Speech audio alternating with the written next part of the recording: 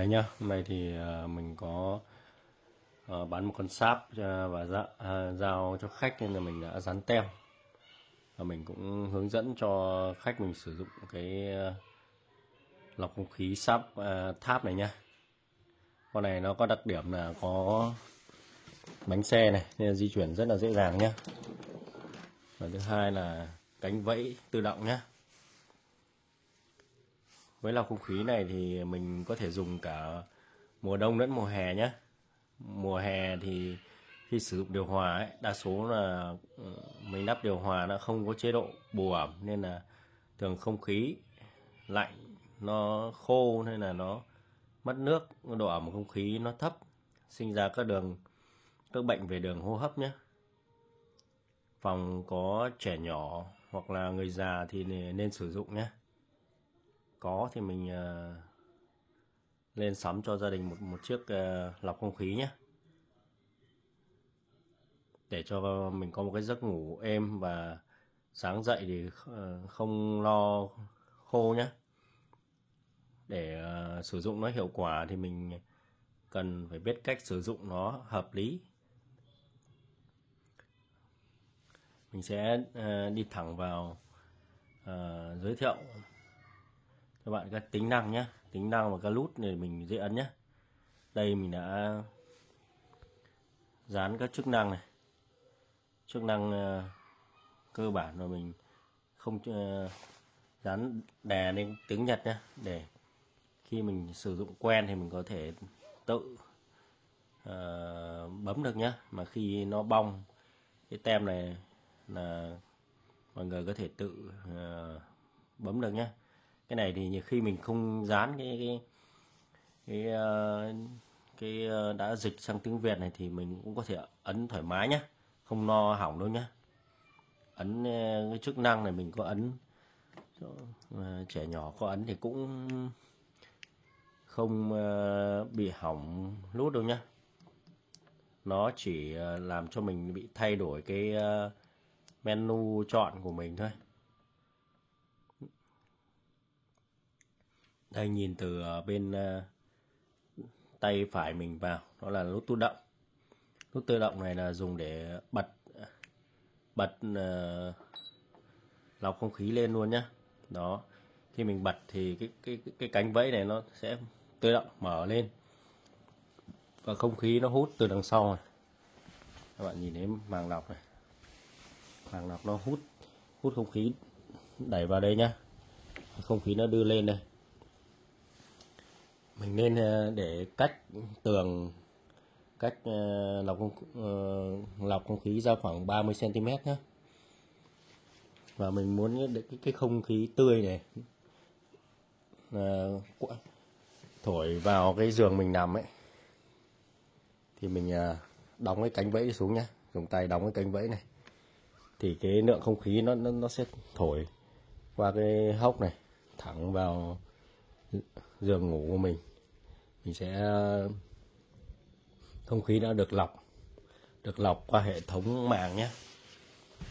Đây, được lọc qua hệ thống màng. Hệ thống màng gồm có lọc khử mùi này, gồm có than hoạt tính này. Cái này dùng một thời gian là cái than hoạt tính nó mất chất lượng này, bạn không thấy còn thấy mùi thơm nữa mà cái này nó có tính năng là lọc mùi nhé, lọc mùi và lọc vi khuẩn rất là tốt nhé. Đây là một lớp màng HEPA này. Màng HEPA này sẽ lọc được cái bụi mịn này, sùng ban đầu nó trắng như này. Phòng ngủ mình sau dùng một thời gian nhé, một thời gian nó sẽ bụi bẩn, mình sẽ cần phải vệ sinh nhé. Thì mình sẽ quay cho cái lọc không khí nhà mình nó cũng đang bụi bẩn, mình cũng sẽ cần phải thay nhé. Bên trong, nhìn bên trong này nó cũng có một cái bánh xoay giống kiểu như là ở dân tộc nó có cái trục xoay nước đấy, bánh nước đấy, để nó dẫn nước. Đây nó phần in này, và phần out này, inside outside. Còn cái này hai mặt nó giống nhau. Đây màng mình đã thay mới rồi. Inside outside thì mình có thể là đây, inside vào trong, outside bên ngoài. Mình thường là thấy cái này thì mình khi tháo ra nó dễ dàng này. Đây nó có cái đó, cái tem cái ấy để đây mình có dễ. Những cái đồ này là tuyệt đối nhé, khi mình vệ sinh là cái này tuyệt đối là không được cho bị giặt nhé, không, tuyệt đối không vệ sinh bằng nước nhé. Đây, nhà sản xuất họ đã ghi chữ này, do not wash, con này không được giặt, không được có nước vào nhá, tại vì cái này nó làm từ cấu tạo từ giấy nhá. Bằng HEPA này các bạn có thể tìm hiểu thông tin về cái họ sản xuất cái màng HEPA này nhá. Và cái than hoạt tính này cũng vậy, khi có nước vào nó sẽ mất cái chất cái tính năng của than đi nhé, mà nó gây ẩm nhé. Hai cái này thì tuyệt đối mình không giặt, không làm tiếp xúc nước nhé. Mình có thể lấy cái chổi sơn hoặc là lấy cái xịt hơi ấy, mình xì qua xì nhẹ thôi nhá, xì mạnh quá nó sẽ rách nhá. Và đây là một cái lớp lưới thì ví dụ như chống những kiểu lông mèo, những cái bụi lớn nhé. Cái này thì mình có thể mang đi vào nhà tắm, mình có thể cọ rửa nhé, cọ rửa thoải mái nhé. Nhớ là cọ rửa xong mình sẽ dựng một góc để cho nó khô nhé. Khô xong rồi thì mình lắp, khi mình vệ sinh ấy là mình lại lắp vào thôi. Lắp vào có hai cái chân này, hai cái chân mình cắm đúng hai cái chân này vào nhá. Đặc điểm của cái dòng sáp tháp này là hai cái chân này nó thiết kế nó đã cải tiến so với những dòng sáp trước rồi. Những cái dòng sáp trước đây thì nó sẽ có hai cái cựa ở đây là rất hay bị gãy nhá. Phần này thì mình cứ đẩy vào này, khi mình ấy ra, khi mình muốn mở ra mình thay màng nhá, mình dí nhẹ ở hai cái này xuống đó, thì là cái cựa này nó được trũng xuống là nó sẽ, mình sẽ kéo ra dễ dàng nhé. Đây, kéo ra theo chiều như này. Đây, mình làm một tay mình cũng có thể hơi dí nhẹ đấy, kéo ra ngoài được rồi. Mình đẩy vào thì như này nhá. Đó là xong phần cái phần nguồn nước nhá. Cái phần màng nhá. Mình quay sang luôn để sau mình quay lại cái phần hướng dẫn sau. Đây là cái phần chứa nước này. Phần chứa nước để chứa cái nước để nó trong quá trình nó khô ấy, mình bật chế tính năng bù ẩm ấy. Cái bình nước này nó sẽ cấp nước cho cái hệ thống quay mà bánh quay để tạo bù ẩm nhé. Đây mình sẽ mở ra cái hướng mũi tên này, hướng mũi tên này để hướng dẫn cho mình, khi mình dí xuống này, Đấy, hướng mũi tên mình dí cái này xuống và mình kéo ra và mình có thể tháo ra được nhá, tháo ra để mình thay nước nhé. Đây là cái đấy, khi cơ cấu nó sẽ đẩy cái này xuống, khi mình nắp vào cơ cấu nó đẩy cái này xuống là nước nó sẽ chảy đều đây nhá. Đây cái phần lò xo này, khi mình lắp vào đây, cái lò xo nó đẩy vào đây, nước nó sẽ chảy vào bên này, chảy bên này, nó sẽ có một cái mực để nó sẽ ngăn cho cái phần nước này nó không bị ra hết nhá. Và đây có cái phần này để mình xoáy ra. Để mình xoáy ra này. Mình xoáy ra nhá. Mình xoáy ra để mình cho nước vào đây nhá. Cho nước các bạn có thể cho đầy nhá, thoải mái nhá. Ở trong này nó còn một cái lọc cặn nhá. Cái này khử ion nước nhá. Theo nhà sản xuất thì đây là một phần để cái này cũng đó ở trong ấy, để nó khử nước nhé.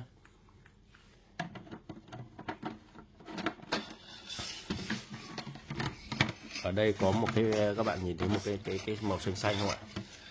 Xanh là một cái phao nhé, cái phao nước nhé.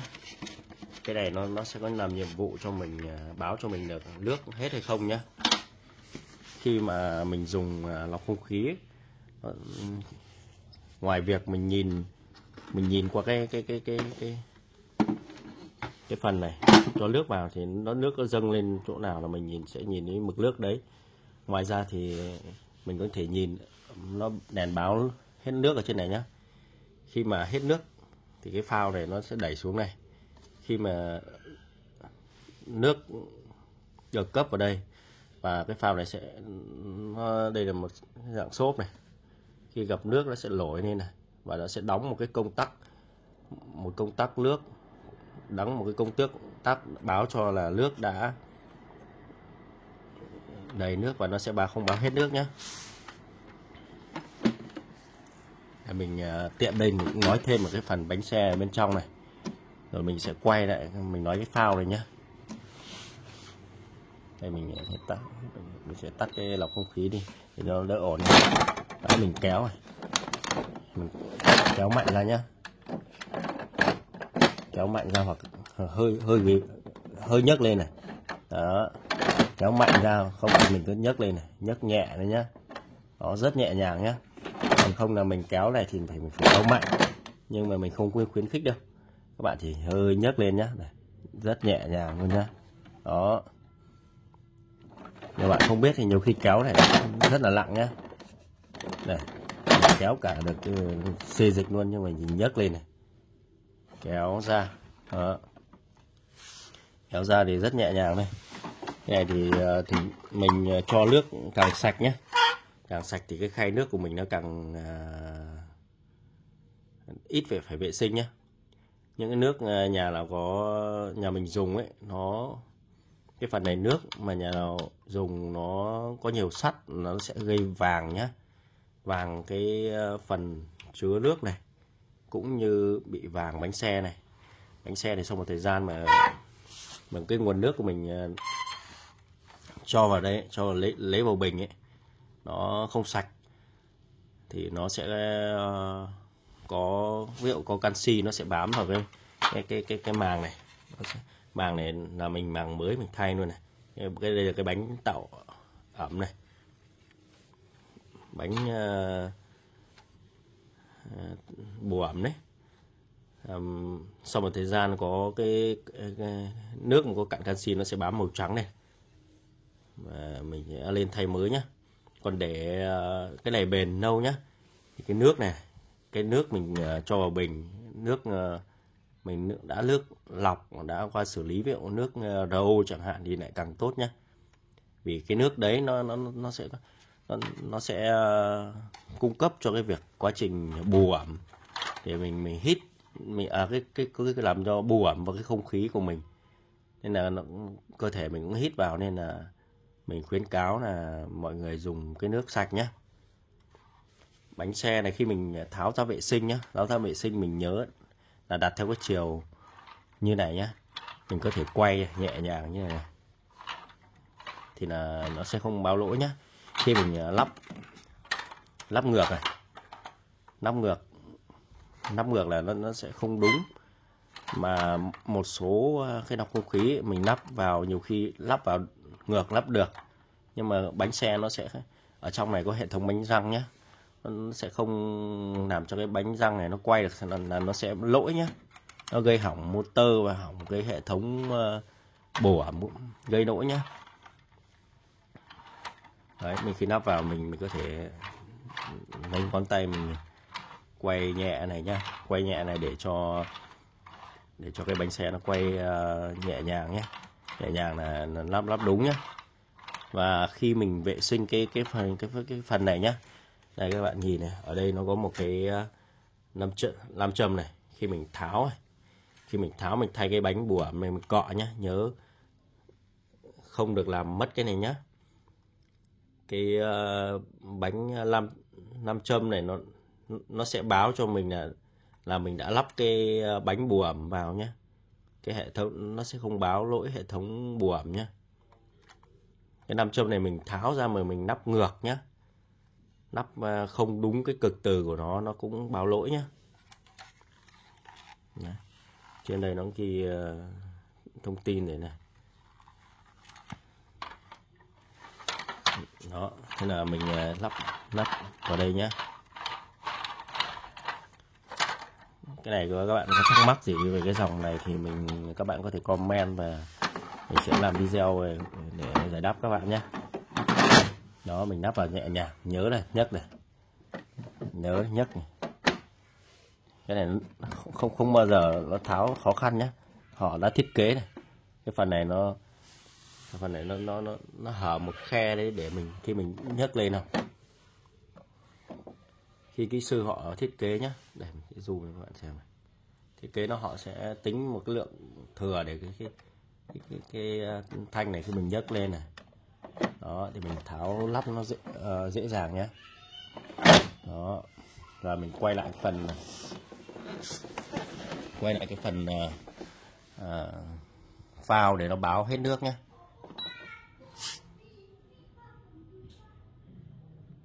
Đây các bạn đang thấy này, cái đèn báo hết nước này. Đấy. Và nó hiện tại là không có nước nhé. Mình không cho nước nhé. Khi mà cho nước vào đây này, nước chảy ở đây này, phao này nó sẽ được đẩy lên này. Phao này sẽ nổi lên nhé. Và cơ cấu báo phao nước. Báo phao nước. Đấy. Và các bạn nhìn này. Đó. Những cái giọt nước này nó đã chuyển sang màu xanh nhá. Là mình đã cho nước vào đấy. Và khi mình thử thả ra nhé. Thả ra này.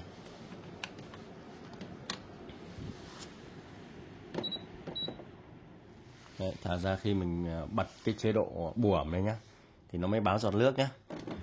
Còn khi mình không tắt cái chế độ giọt nước ấy, chế độ giọt nước là chế độ báo mình đang bật cái chế độ bù ẩm nhé.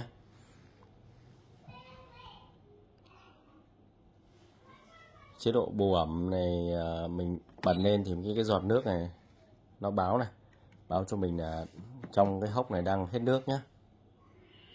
Khi đó hết nước thì mình cứ lấy nước ấy. Và trong một thời gian dài mà các bạn không dùng cái nước này, các bạn nên tháo đổ đi nhé, để cho cái phần này nó khô nhá, nó không bị muỗi nó chui vào nó đẻ chẳng hạn. Nhưng mà cái phần này nó kín thì mình nghĩ là mà mình dùng lâu không có đâu. Nhưng mà lâu mình không dùng thì mình nên đổ đi, mình nên thay thế cái nước mới nhá. Chịu khó lăng vệ sinh đi thì nó sẽ không có nước bẩn, nó sẽ không nó thổi vào không khí, nó gây hại cho mình nhé. Đây mình hướng dẫn lắp cái này, lắp cái này cũng đơn giản đây. Các bạn đưa vào đây, nó sẽ gập xuống, mình đẩy vào như là lúc mình lấy thôi, tay mình hơi dí xuống rồi đẩy vào. Đó, rất đơn giản đấy nhá. Cái này thì nhiều khi các bạn nhà có trẻ con, có các em lớn học mẫu giáo, các em học cấp 1 thì các em có thể tự lấy được nhé. Nhưng cẩn thận là không, khi một quá trình mình lấy ra, nếu mình cầm vào đây này, nó bị rơi, nó bị vỡ nhé. Đấy. Quay lại với phần hướng dẫn nhé. Cái này chế độ giọt nước này, chế độ bù ẩm này. Đấy, lọc khí bù ẩm này. Mình tắt đi nhé. Ví dụ như mùa lồm chẳng hạn thì mình nên tắt cái tính năng bù ẩm đi nhé. Với mùa hè hoặc mùa đông, thường không khí mùa hè thì khi bật điều hòa thì nó sẽ bị khô. Mùa đông thì không khí nó đã khô sẵn rồi, nên là mình cứ bật cái chế độ bù ẩm này lên để cho nó bù lại cái lượng bù ẩm trong không khí. Trong không khí nhà sản xuất với lọc khí họ cũng tính rồi, tính vào không khí nó bao nhiêu % đấy thì nó sẽ ngừng bù ẩm nhé. Với những cái dòng máy, một số dòng máy nó sẽ đạt được cái phần trăm lượng bù ẩm này nhé. Có những máy nó sẽ có là 50%, 60%, 70%. Mình có thể đạt được cái lượng bù ẩm đấy. Như con này là nó mặc định này, theo nhà sản xuất này. Còn phòng mình, ví dụ cái bù ẩm này thì khi nào mình bật nhé, khi mà mình cảm giác là mình nằm phòng điều hòa hay là mấy mình khô, sáng dậy nó có hiện tượng khô họng nhé, khô họng mình nên bù ẩm. Và để sử dụng cái tính năng bù ẩm nó hiệu quả nhé, thì mình sẽ sử dụng mình nhìn cái biểu tượng cánh quạt này không ạ? Biểu tượng đây nó dịch là quạt gió nhé. Cái này là có thể dịch là mà cái lượng không khí nhé, nó sẽ quyết định cái lượng không khí được hút vào nhé. Không khí nó sẽ được hút vào qua cái màng này và nó sẽ đẩy ra bên ngoài này nhé. Bên ngoài này cái lượng không khí nó trao đổi ấy. Bạn hình dung là nó vào từ đằng sau, nó đẩy lên trên để ra cái lượng không khí sạch. Cái này nó giống như số quạt đấy, mình có thể điều khiển. Như ví dụ mùa nóng thì mình bật, mình chọn số quạt này thì nó theo để mình thấy mát thôi. Cái này cũng tương tự thôi. Khi mình để ví dụ đây là chế độ ban đêm này, cái đèn led đã đăng báo là chế độ ban đêm nhá. Nhiều khi mình ồn quá thì mình bật cái chế độ ban đêm lên. Ban đêm thì nhiều khi nó cũng không hiệu quả đâu, vì ban đêm nó sẽ cái tính năng này nó hạn chế cái quạt nó chạy ở cái tốc độ cao này. Quạt nó chạy ở cái chế độ có 2 số điện này, ý là số 2.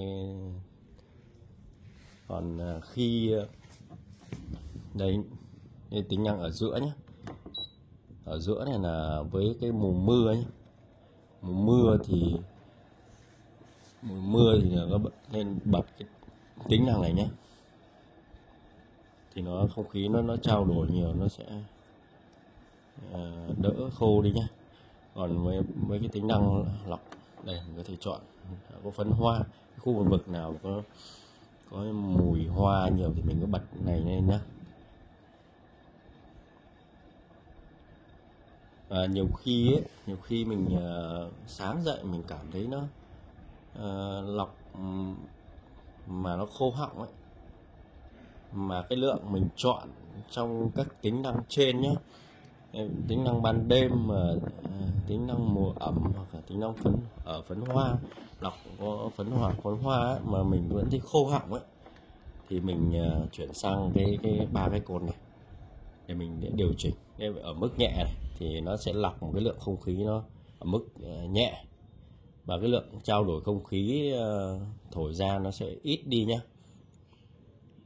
Mà hôm đấy ví dụ mình sử dụng lọc không khí này, hôm đấy sáng dậy mình vẫn thấy khạc, kiểu như nó có đờm mấy cái thứ khô họng ấy. Các bạn tối hôm sau các bạn cho nước vào, các bạn bật tăng cái mức bù ẩm lên. Mình chọn trung bình thì cái lượng trao đổi không khí lúc đấy nó sẽ tăng gấp đôi nhé. Đây các bạn nhìn này, nó đang ở số 7 này. Đây mình và khi mình bật mắc công suất này, đấy, tiêu thụ nó ở mức 9 này. Đấy, các bạn nghe thì đã thấy tiếng quạt nó thổi mạnh hơn nhé. Đó, nó sẽ bù ẩm mạnh hơn. Nghĩa là mình sẽ làm sao mình chọn cái mức này, nó khi mình ngủ ấy, mình thấy nó khô thì mình sẽ điều chỉnh cái này cho nó phù hợp. Chứ không nhiều khi các bạn để auto này, các bạn nhìn để chế độ auto nhé, chế độ tự động này, quạt nó chỉ chạy ở mức 2 thôi này. Đó, nên nhiều khi nó bù ẩm nó không đủ cho phòng của mình nhé. Phòng mình nó rộng quá, phòng của mình có nhiều người ngủ, nên là cái lượng không khí, cái độ ẩm ấy nó giảm xuống. Với cả mình bật điều hòa nhé. Bật điều hòa ví dụ mình cùng làm ở cái mức, ví dụ mình ví dụ nhé, ở cái mức nhẹ này, phòng có một người, phòng có nhiều người nó cũng khác nhau nhé. Mà khi mình bật điều hòa, ví dụ mình để ở 26 độ C nhé, với hôm đấy 26 độ C,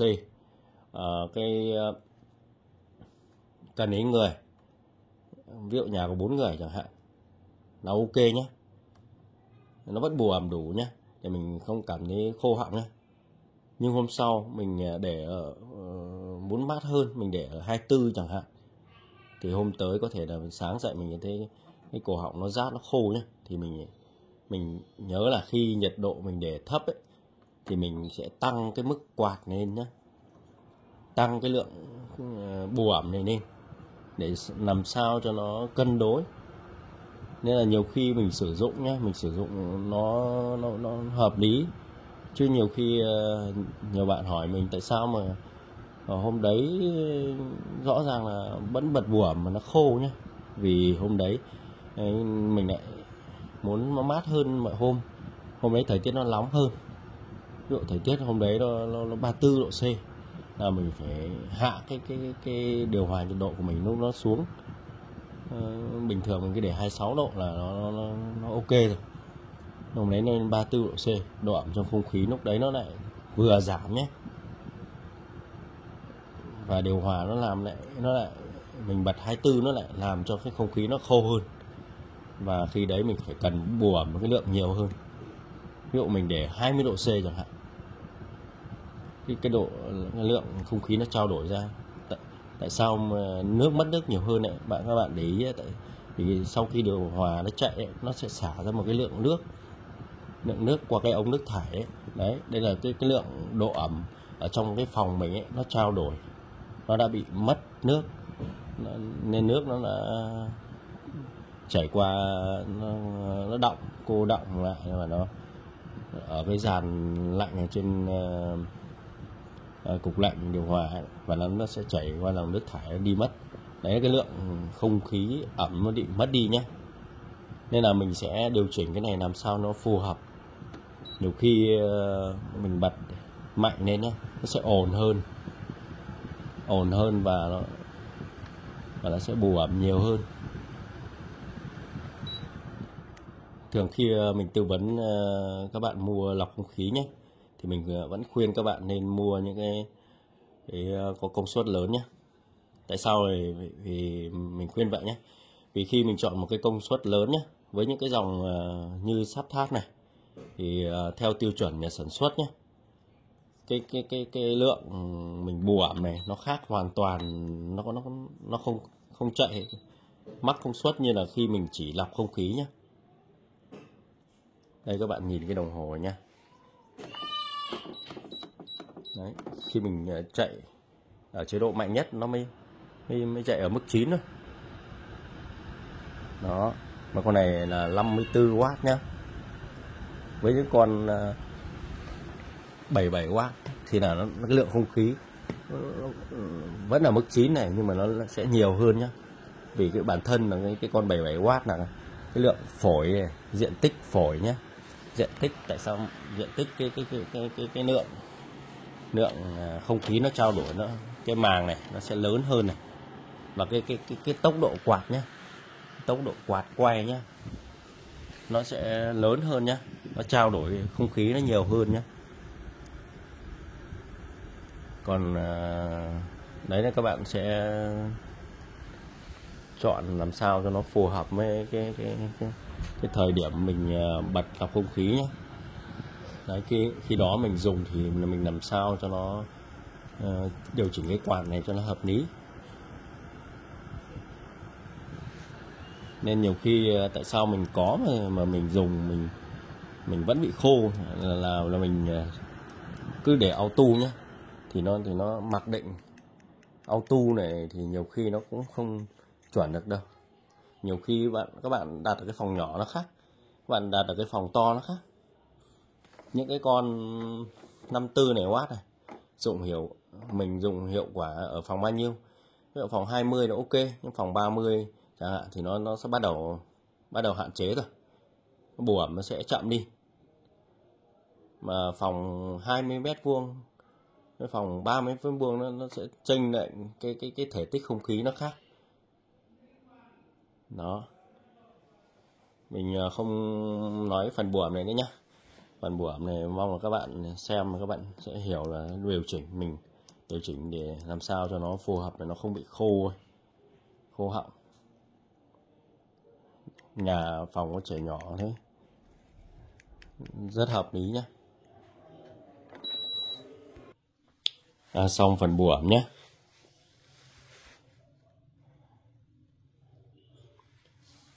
Cái nút quay sang cái phần lọc tăng tốc này nhé. Nhiều khi vào phòng mà có mùi nhé, có mùi quá mình cảm giác nó độ ẩm, nó mùi nó khó ngửi thì mình thấy ngột ngạt thì mình lên dùng cái tính năng này nhé. Đó.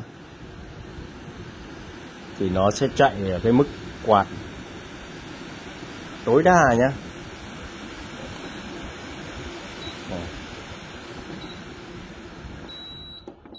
Đấy. Nó sẽ chạy ở mức quạt tối đa. Các bạn nghe tiếng quạt này, nó chạy rất mạnh luôn nhá, chạy hết công suất đấy. Nó sẽ chạy trong khoảng 15 phút và sau đó nó sẽ quay lại cái menu trước đây mình thường sử dụng nhé. Đấy là tính năng lọc tăng tốc. Nó sẽ ồn một chút nhưng mà nó sẽ giải quyết được cái không khí ngay tức thời đấy. Về cái chế độ bù ẩm này các bạn ấn nhá, ấn dùng sao cho nó hợp lý nhé. Khi nào mình cần bù ẩm thì mình nhớ bật nút giọt nước này, để nó sáng đèn này, chế độ bù ẩm này, đang hết nước này, tắt chế độ bù ẩm này, không báo nước nữa nha. Cái chế độ quạt này thì cũng tương tự như mình lọc cái tính năng bù ẩm ấy. Mình muốn nó lọc nhiều lọc ít cũng ở cái phần quạt gió này nhá. Đấy. Này, đang ở mức 2 này. Đây, mức 8 này và mạnh nhất này, đó lên 35 luôn nhá. Nó nghe tiếng quạt ha.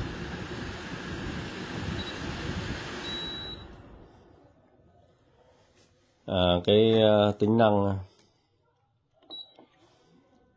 tiếp theo nhá, tính năng ion này. Đó, tính năng ion ở trên cái dòng sắp tháp này nhá, mình muốn bật lên nhá thì mình giữ cái biểu tượng có chữ quạt này, mình giữ vài giây để nó cứ sáng đèn ion.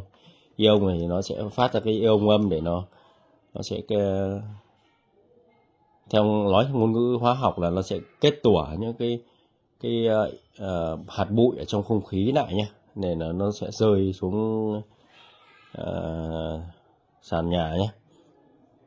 Các bạn có thể tìm hiểu về tính năng ion trên máy lọc không khí nhé. Nó sẽ diệt các vi khuẩn có hại đấy. Nếu mà mình không muốn chạy nhé, nhiều cái nó lọc không khí mình sẽ nghe tiếng đấy là cái ở cái phần ion ấy, nó sẽ phát ra cái tia để nó khử ấy. Để mình nghe thì khó chịu thì mình sẽ tắt nó đi nhá. Nếu bạn nào không muốn nghe hoặc là không muốn ấy thì mình tắt nó đi nhá, để giữ cái quạt này tắt đi. Về cái phần có chữ tắt đèn này nhá, tắt đèn là mình sẽ tắt hết cái ánh sáng ở đây. Nhiều khi trong phòng ngủ mà nhiều bạn khó ngủ ấy, mình thấy cái ánh sáng này nhiều khi mình muốn ngủ tối, nhiều khi có ánh sáng mình thấy khó chịu nhá, thì mình bấm cái nút này là tắt hẳn đi này. Nó có 3 mức đèn đấy. Đấy, mức đèn nó sẽ sáng mờ và tắt hẳn này. Đó. Trong cái mức tắt đèn này các bạn nhìn này, đây là 3 giây này, nhấn 3 giây để hẹn giờ tắt. Mình giữ 3 giây này, sáng đèn này. Đấy, 1 giờ chạy lọc không khí, 1 giờ sau tắt này, 2 tiếng này, 4 tiếng này, 6 tiếng này. Đấy là mình chạy lọc không khí nhé. Ở trong phòng ấy, ngủ ấy, đấy mình sẽ chọn giờ để nó tắt. Để tắt tính năng đấy thì mình giữ cái phím 3 giây để nó tắt nhé. Bên cạnh đó sẽ là cái tính năng này, phần trăm này, báo phần trăm này, báo độ C này. Đây là số điện nó hiện bên Nhật đấy. Mình ấn một lần nữa nó hiện độ ẩm này. Độ ẩm trong phòng mình bây giờ đang 51% này. Mình đang tắt đèn nên là mình bấm cái này nó mất luôn nhá. Khi mình tắt cái chế độ tắt đèn này, mình bấm thì nó chỉ hiện, lúc mình nhìn cái nó mất ngay này. Đấy. Còn muốn nhìn thì mình cứ bật đèn lên. Đấy, độ ẩm trong phòng bây giờ là 20 độ C.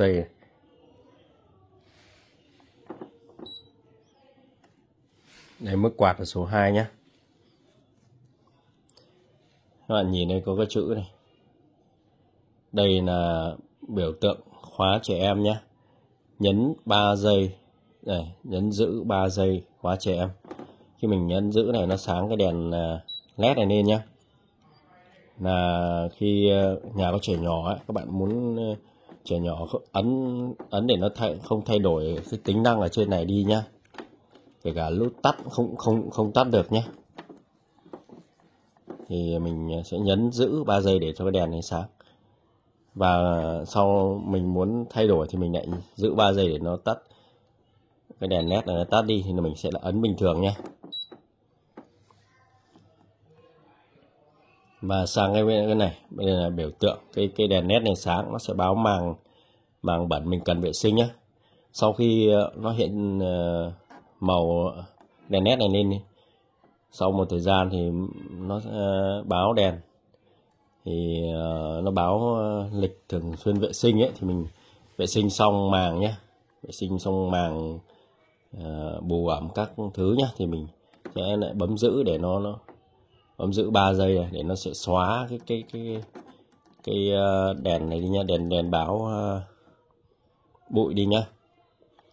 Đây nó có 3 mức, không có âm thanh này, có âm thanh và không có âm thanh thì mình tắt cái âm báo đi nhá.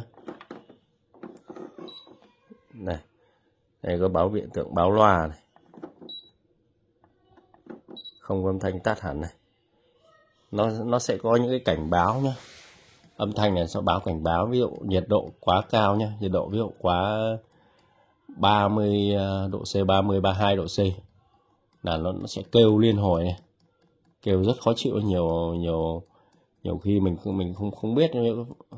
Đấy, nó cảnh báo nhé, thì mình sẽ bấm vào đây để tắt cái chuông này đi nhá, chuông cảnh báo đây nhá. Đây nó bấm này là mình nhiều lúc nó hiện cái ở đây nó sẽ báo cái chữ PM2.5 này, có bụi mịn này. Đây hiện tại là mình màng mới vào trong phòng mình, nó là không khí nó sạch này, nó sẽ báo màu xanh nhá. Cái không khí chất lượng nó kém nó sẽ báo màu vàng, và khi không khí nó kiểu cực đoan ấy, khi màu đỏ đấy, mùi nó lồng lặc quá hoặc là bụi quá nhá. Ở đây các bạn muốn thử, các bạn có thể hút châm cái điếu thuốc lá và các bạn thử cái cảm biến, thì các bạn để gần ở đây nhá, là nó sẽ báo màu cho mình biết luôn nhá, trong cảm biến nó còn hoạt động ok không nhá.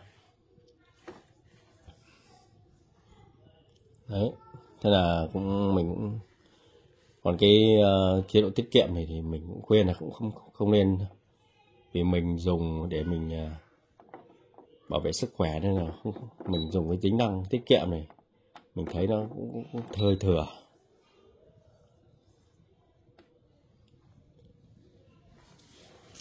Vậy nhá.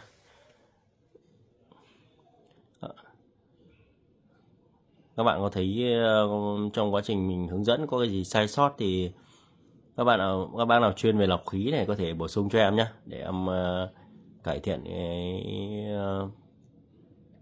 hướng dẫn cho khách hàng nhé.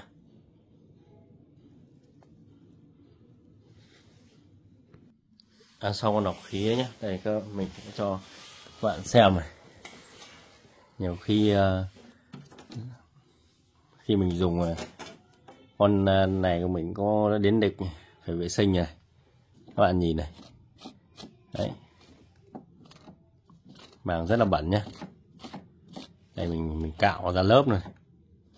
Khi mình dùng lọc không khí thì mình mới biết là cái chất lượng không khí ở trong phòng nhé. Phòng mình dù đóng 24/24 nhé, rất ít khi mở, nhưng mà nhìn này, là bụi này. Đó. Đây các bạn nhìn này, mình cạo ra bụi này. Đấy, thay vì cái phổi của mình nó hít vào và nó đọng vào trong phổi nhá, thì các bạn có thể dùng lọc không khí để mình không bị tác động của môi trường nhé. Môi trường càng ngày nó càng ô nhiễm và lượng không khí nên là các bạn nhìn này, mình cạo này có thấy bụi luôn này. Đó,